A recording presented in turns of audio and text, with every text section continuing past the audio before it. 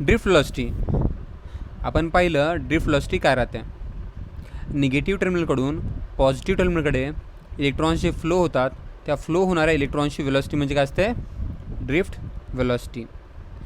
Drift velocity किती असते, V is equal to u plus a t या इक्वेशननुसार ड्रिफ्ट व्हेलॉसिटी असते इलेक्ट्रॉनची initial velocity 0, acceleration force by mass, फोर्सच्या जागी इलेक्ट्रॉनचा charge into electric field divide by mass of electron into टाईमच्या जागी टो. अशा प्रकारे ड्रिफ्ट व्हेलॉसिटी काय येते, E by m into tau, E by m into tau. त्यामध्ये स्मॉल ई म्हणजे इलेक्ट्रॉनचा चार्ज, कॅपिटल ई म्हणजे इलेक्ट्रिक फील्ड. ठीक आहे ना. आपल्याला माहिती आहे या दोन पॉईंटच्या मध्ये पोटेन्शियल डिफरन्स व्ही असेल तर V is equal to E L असते, V is equal to E L असते. Where L is length of conductor and E is electric field. तर ड्रिफ्ट व्हेलॉसिटी काय येते, E by m into tau. Small e म्हणजे इलेक्ट्रॉनचा charge, capital E म्हणजे electric field, m म्हणजे mass of electron आणि टो म्हणजे मीन कोलिजन टाईम. इलेक्ट्रॉनला एका धडकेपासून दुसऱ्या धडकेपर्यंत जेवढा वेळ लागतो तो. एकदाचं ड्रिफ्ट व्हेलॉसिटी कळाल्यानंतर आपल्याला हे सांगता येते की ड्रिफ्ट व्हेलॉसिटीचं कारण इलेक्ट्रिक फील्ड आहे. ई एवढ्या इलेक्ट्रिक फील्डमुळं व्ही डी एवढी ड्रिफ्ट व्हेलॉसिटी बनत असेल तर युनिट इलेक्ट्रिक फील्डमुळं किती ड्रिफ्ट व्हेलॉसिटी बनते, त्याला मोबिलिटी म्हणतात. So drift velocity per unit electric field is called as mobility. Unit and dimension काढता येतात.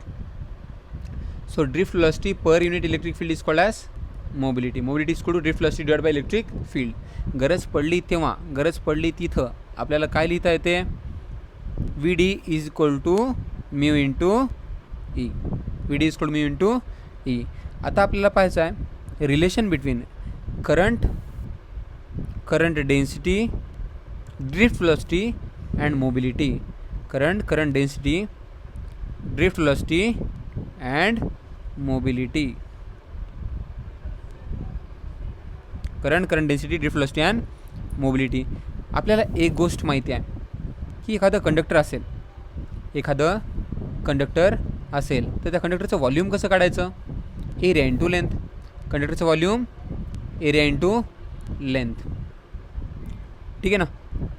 कंडक्टरचं व्हॉल्यूम काय येईल, एरिया मल्टिप्लाइड बाय लेंथ. आता बघा जर व्ही एवढ्या व्हॉल्यूममध्ये म्हणजे एरिया इंटू लेंथ, व्ही एवढ्या व्हॉल्यूममध्ये टोटल फ्री इलेक्ट्रॉन्स किती आहेत, कॅपिटल एन एवढे. तर युनिट व्हॉल्यूममध्ये किती फ्री इलेक्ट्रॉन्स असतात त्याला काय म्हणतात, इलेक्ट्रॉनची डेन्सिटी. कंडक्टरमध्ये इलेक्ट्रॉनचीच डेन्सिटी असते. तर सेमी कंडक्टरमध्ये इलेक्ट्रॉन आणि होल दोघांची सुद्धा डेन्सिटी असते. तर इलेक्ट्रॉन डेन्सिटी कळायला काय असते, ते इलेक्ट्रॉन डेन्सिटी म्हणजे number of electrons per unit volume. Total number of electrons divide by total volume. कळलं का. मग आपल्याला टोटल नंबर ऑफ इलेक्ट्रॉन्स हवे तेव्हा कसं लिहिता येते, इलेक्ट्रॉनची डेन्सिटी इंटू व्हॉल्यूम. इलेक्ट्रॉनची डेन्सिटी टू व्हॉल्यूम. आपल्याला करंटचा फॉर्म्युला माहीत आहे, I is equal to Q by T. I is equal to Q by T. टाईमच्या जागी काय लिहिता येते, डिस्टन्स अपॉन स्पीड. टाईमच्या जागी काय लिहिता येते, डिस्टन्स अपॉन स्पीड. इलेक्ट्रॉनची स्पीड म्हणजे ड्रिफ्ट व्हेलॉसिटी. ठीक आहे ना. आणि दुसरी गोष्ट चार्ज म्हणजे नंबर ऑफ इलेक्ट्रॉन्स इंटू इलेक्ट्रॉनचा चार्ज. त्या नंबर ऑफ इलेक्ट्रॉन्सला आपल्याला कसं लिहिता येते, इलेक्ट्रॉनची डेन्सिटी इंटू व्हॉल्यूम. ठीक आहे ना. आत्ताच पाहिलेली गोष्ट, number of electrons is equal to इलेक्ट्रॉनची डेन्सिटी इंटू व्हॉल्यूम. तर इलेक्ट्रॉनची डेन्सिटी इंटू व्हॉल्यूम इंटू इलेक्ट्रॉनचा charge divide by L by V D. L gets cancel. आणि अशा प्रकारे आपल्याला येते relation between electric current and drift velocity. Pause करून परत एकदाचं डिराईव्ह करा. आता जर आपण या एरियाला लेफ्ट हँड साईडमध्ये नेलं तर करंट डिवाइड बाय एरिया काय ते, current density. Current divide by area काय ते, करंट डेन्सिटी. आणि J is equal to n e V d. J is equal to n e V d. आपल्याला ड्रिफ्ट व्हेलॉसिटीच्या जागी म्यू ई लिहिता येते. काय लिहिता येते, म्यू ई. बरोबर ना. माहीत आहे इथं बघा, ड्रिफ्ट व्हेलॉसिटीच्या जागी आपल्याला काय लिहिता येते, म्यू ई. तर अशा प्रकारे करंट आणि मोबिलिटीमधलं रिलेशनसुद्धा येते की बाबा कंडक्टरमध्ये फ्लो होणारं करंट किती राहते, ह्याच्यावर क्वेश्चन्स येतात, या तिन्ही इक्वेशनवर क्वेश्चन येतात. ठीक आहे, की I इज इक्वल टू इलेक्ट्रॉनची density, I is equal to इलेक्ट्रॉनची density into mobility of electron into इलेक्ट्रॉनचा charge into area into electric field. कळलं का? आपल्याला मोबिलिटी देतात किंवा विचारतात, इलेक्ट्रॉनची डेन्सिटी आणि इलेक्ट्रिक फील्ड देतात किंवा विचारतात. कळलं का? जर सेमी कंडक्टर असेल तर, कंडक्टरसाठी तर ते कळालंच आपल्याला. सेमी कंडक्टर जर असेल तर 2 चार्ज कॅरियर असतात, इलेक्ट्रॉन आणि होल.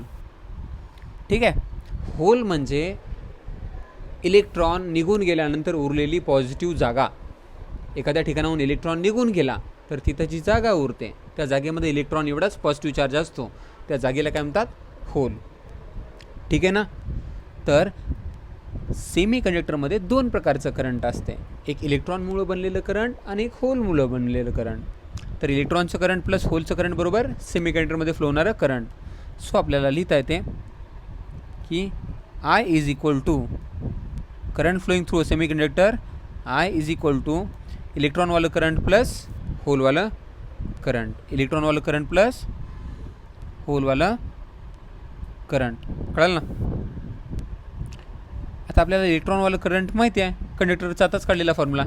इलेक्ट्रॉनचं करंट म्हणजे इलेक्ट्रॉनची density into mobility of electron into EAE.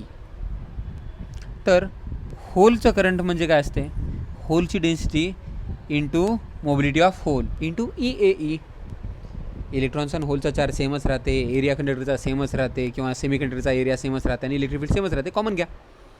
तर अशा प्रकारे आपल्याला current flowing through semi conductor काय येऊन जातं?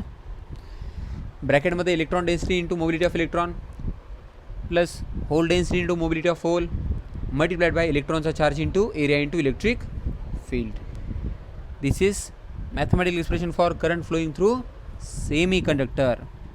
सेमी कंडक्टरमध्ये फ्लो होणाऱ्या करंटचं इक्वेशन आलं. आता आपल्याला रेझिस्टिव्हिटी काढायचं असेल तर सिम्पल आहे. आपल्याला माहिती आहे ओहम्स लॉ काय म्हणतो? V is equal to IR. V is equal to IR. ठीक आहे ना? आपल्याला माहिती आहे Vच्या जागी EL लिहिता येते. जसं W is equal to FS तसं V is equal to EL. करंटचा फॉर्म्युला माहीत आहे. कंडक्टरमध्ये फ्लो होणारं करंट म्हणजे इलेक्ट्रॉनची density into mobility of electron into EAE. इलेक्ट्रॉनचा charge area into electric field EAE. आणि रेजिस्टन्सच्या जागी काय लिहिता येते? Rho L by A. Rho L by काय काय कॅन्सल होते बघा? Small L gets cancel, area पण कॅन्सल होतो, इलेक्ट्रिक फील्डसुद्धा कॅन्सल होते आणि आपल्याला रेझिस्टिव्हिटीचं इक्वेशन मिळतं. So resistivity is equal to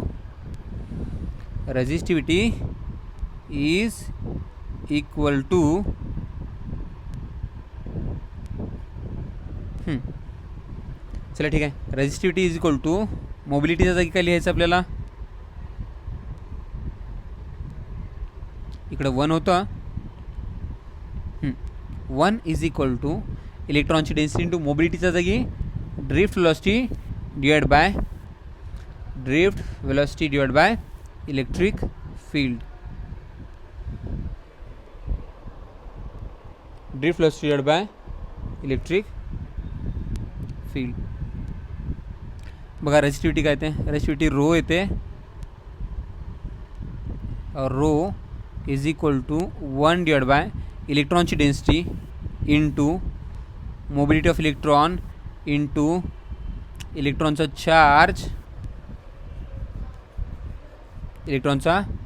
charge, into कोण गेलं?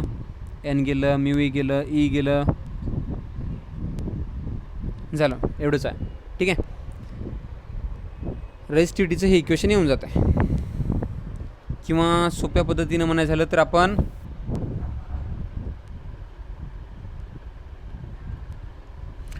Vच्या जागी EL लिहू शकतो.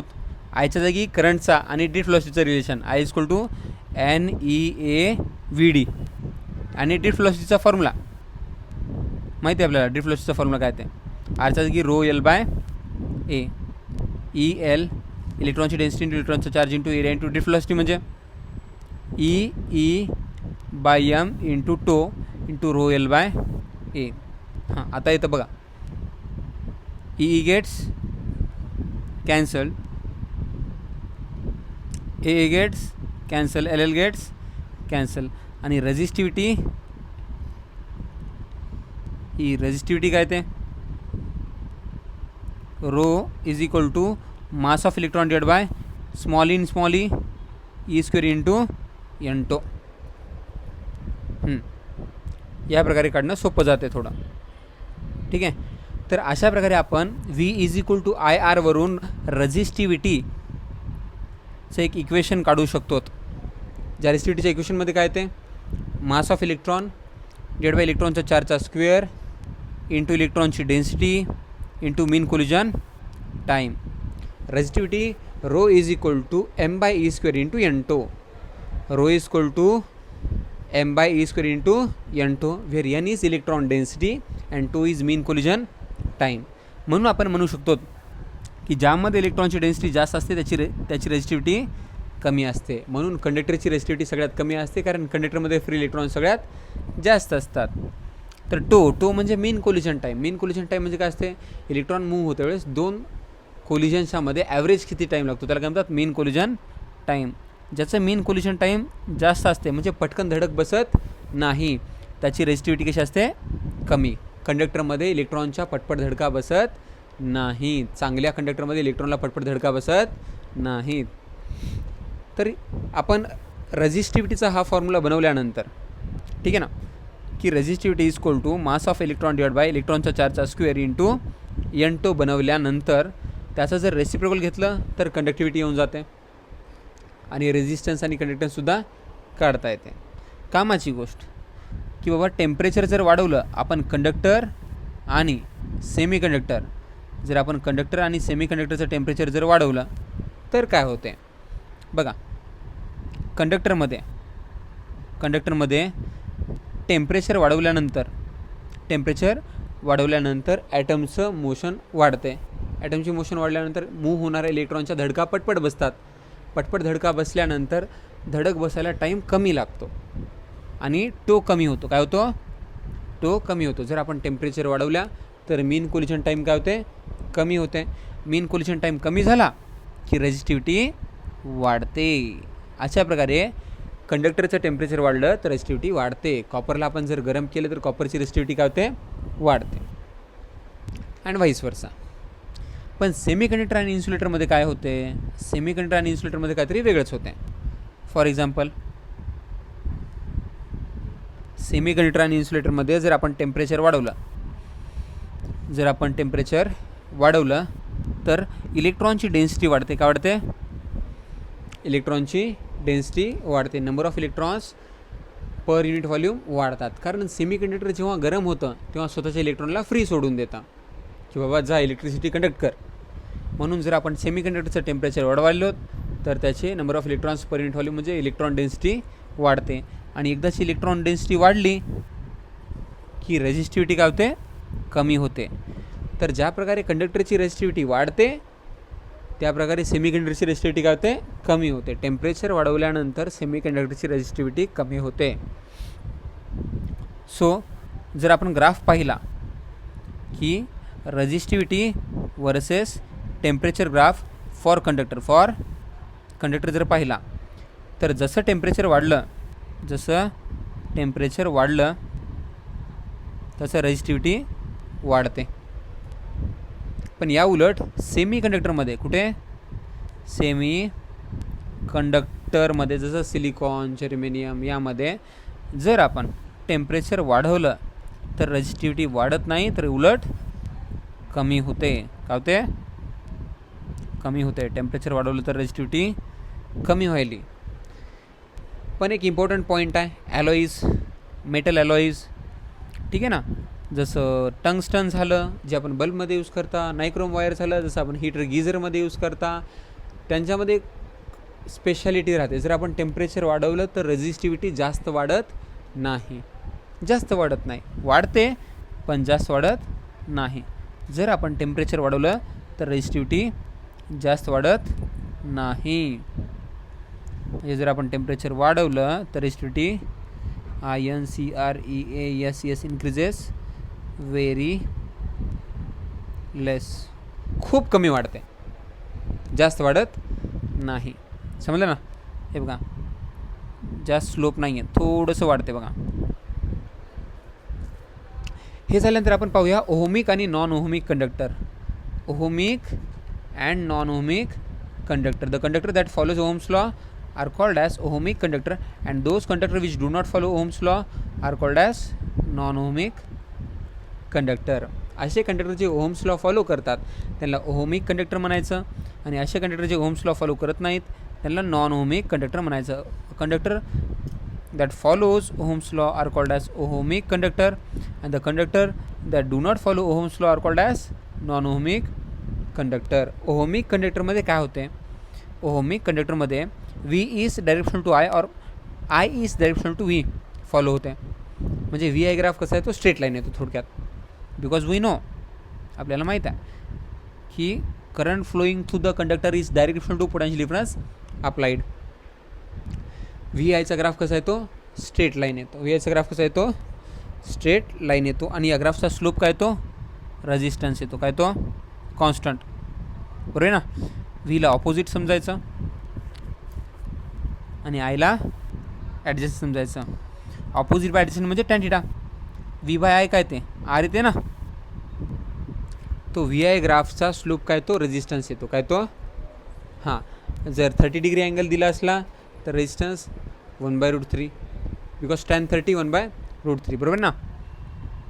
हे येतं टॅन थिटा ग्राफचा, त्यालाच म्हणतो आपण स्लोप. काय म्हणता? स्लोप. कळलं की नाही? जर VI ग्राफचा स्लोप 30 डिग्री दिला असला तर टॅन 30 1/√3 रेजिस्टन्स येते. VI ग्राफचा स्लोप जर 45 दिला असला तर टॅन 45 म्हणजे रेजिस्टन्स 1 येते. आणि जर VI ग्राफचा स्लोप जर 60 दिला असला तर टॅन 60√3 म्हणजे रेजिस्टन्स किती येते? √3 1.73 येऊन जाते. कळेल का? नेक्स्ट पॉईंट, नॉन ओहमिक कंडक्टरमध्ये ग्राफ कसा येईल पण स्ट्रेट येत नाही, कर्ड येतो. कसा येतो? कर्ड येतो. ठीक आहे ना? VI graph for non-ohmic conductor is curved and not straight line. For metallic conductorसाठी म्हणजे गुड कंडक्टर जे असतात ना आपले, त्यांचा ग्राफ स्ट्रेट असतो. बस शेवटी थोडंसं करंट कमी होऊन जातं. काय होऊन जातं? कमी होतं. करंट वाढणं कमी होतं थोडंसं. समजा ना? जेवढं जास्त व्ही वाढवलं तेवढं जास्त करंट वाढत नाही. शेवटी थोडंसं कर्व येतं. This is VI graph for metallic conductor. VI graph for metallic conductor. VI graph for metallic conductor झाल्यानंतर जंक्शन डायोड. काय? Junction diode. आता जंक्शन डायोडची स्पेशालिटी काय? डायोड म्हणजे काय असते? पहिलं तर डायोड म्हणजे सिम्पल एक पॉझिटिव्ह टर्मिनल आणि एक निगेटिव्ह टर्मिनल असलेली वस्तू. ओके, त्याला दाखवायला असं दाखवतात, ट्रायंगल आणि त्याच्यापुढे एक दांडा. ठीक आहे ना? पॉझिटिव्ह टर्मिनल आणि निगेटिव्ह टर्मिनल असलेल्या वस्तूला काय म्हणतात? डायोड. डायोड म्हणजे 2 इलेक्ट्रोड असलेली गोष्ट. समजलं ना? सेमी कंडक्टर चॅप्टरमध्ये डिटेलमध्ये येणार आहे, पण कामाची गोष्ट. डायोडचं VI ग्राफ या प्रकारचं येतं. डायोडचं VI ग्राफ या प्रकारे येतं. +V आणि +I चा ग्राफ हा कर्व असतो, एक्सपोनेन्शियल कर्व. आणि -V आणि -I चा ग्राफ पहिले तर करंट देतच नाही, मग अचानकच करंट वाढून जातं. कळलं ना? डिटेलमध्ये सेमी कंडक्टरमध्ये बघूया आपण. हे लक्षात ठेवा जंक्शन डायोडचा ग्राफ. अजून एक महत्त्वाचा ग्राफ आहे, त्या ग्राफला आपण काय म्हणतो? गॅलियम आर्सेनाइडचा ग्राफ. हा ग्राफ उंटासारखा येतो. Okay, current IV graph for gallium arsenide. त्याचं सुरुवातीला काय असतं? सुरुवातीला असतं positive slope increasing, positive slope decreasing, slope 0, टॉपला स्लोप 0, स्लोप म्हणजे tan theta. Then slope negative slope increasing, मग slope 0, again slope increasing, positive slope increasing. कळेल का? हा उंटासारखा ग्राफ आहे तो गॅलियम आर्सेनाइडचा. गॅलियम आर्सेनाइडसुद्धा एक सेमी कंडक्टरच आहे. ठीक आहे ना. तर हे झाल्यानंतर आपण पाहिलं होतं कलर कोड.